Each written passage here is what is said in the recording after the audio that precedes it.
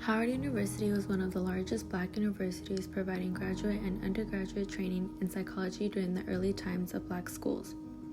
It also created a pathway for Black students to be able to enroll into graduate school. The university's psychology department was under the leadership of Francis Summer, in which he then hired Max Means, who was a white associate professor that was trained as a brass instrument psychologist at Clark University. The psychology program was a 3-person department consisting of Francis Summer, Max Means, and Frederick Watts. The importance of the Howard Psychology program is seen by the number of Black students enrolled in all graduate studies in psychology in institutions outside the South during 1930 and 1938. The first course of psychology consisted of 3 quarters. The first quarter highlighted psychology according to Titchener. The second quarter was the teaching of psychology from the perspective of behaviorism. And lastly, the third quarter was based on dynamic psychology, where McDougall and Freud were used. These 3 quarters were the basic course for a psychology major. However, Howard University psychology program also had other courses such as learning, personality, mental hygiene, and the psychology of religion, which was a unique course offered to students mainly because of Dr. Summers' interest in it. In this psychology program, the laboratory experimental aspect of psychology was highly emphasized, which made this particular program different from all other Black schools. Howard's graduate courses in psychology were also specifically made to allow graduates to succeed in pursuing their doctorates at large white universities, which is why Howard University did not offer doctorates. Howard wanted their students to go elsewhere. In order to enable students to pass the language exam for the doctorate, they gave 2 courses to help them. One was the reading in German psychology, and the second was reading in French psychology. Historical significance. Between 1920 and 1970, Black colleges around the nation produced more than 1,300 bachelor's degree graduates, who eventually earned a doctorate in psychology. However, difficulty was encountered in attempt to obtain the degree. Many Black students were denied acceptance into southern white schools and looked north for educational opportunities. Clark University was the foremost in graduating Black scholars at the time. Its notable alumni include Summer and J. Henry Alston. This wasn't the norm for other schools. Beyond acceptance or provision that required Black students to take on an extra year of undergraduate work to prove their caliber to attending white schools, finances was the most troubling factor. Fees toward tuition, living maintenance, and other expenses caused many to delay or to give up pursuing graduate study.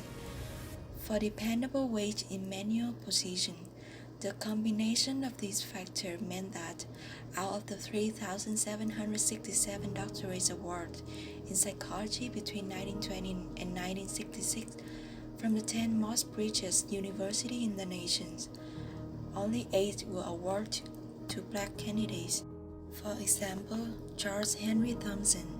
He was the first Black American to receive a doctorate degree in educational psychology and had a strong desire to become a psychiatrist, but he decided on the study of educational psychology because he didn't know of any Black person who was a psychiatrist at that time. The second one is Isnett Beverly Prosser. She was the first African American woman to receive her PhD.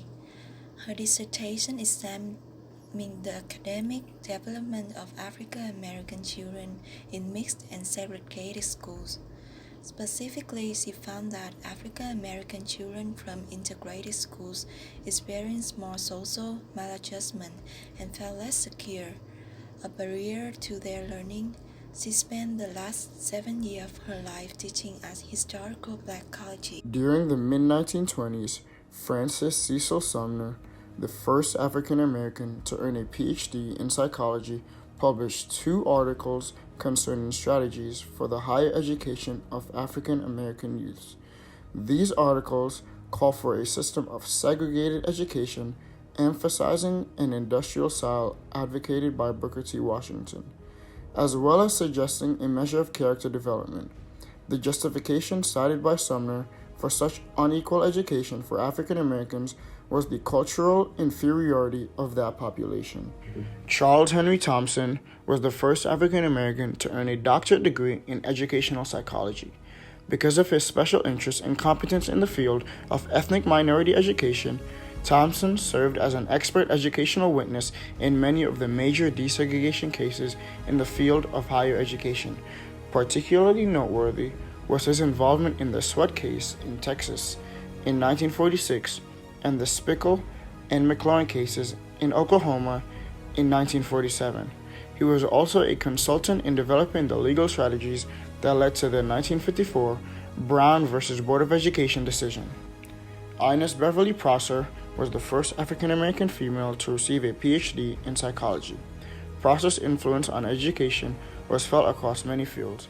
During the debates over school segregation in the 1920s, many of her arguments were cited. She was a critical voice for the African American community at a time when women academics were scarce. Her contribution to the betterment of education for all students can be felt in many policies still being used throughout the teaching community today.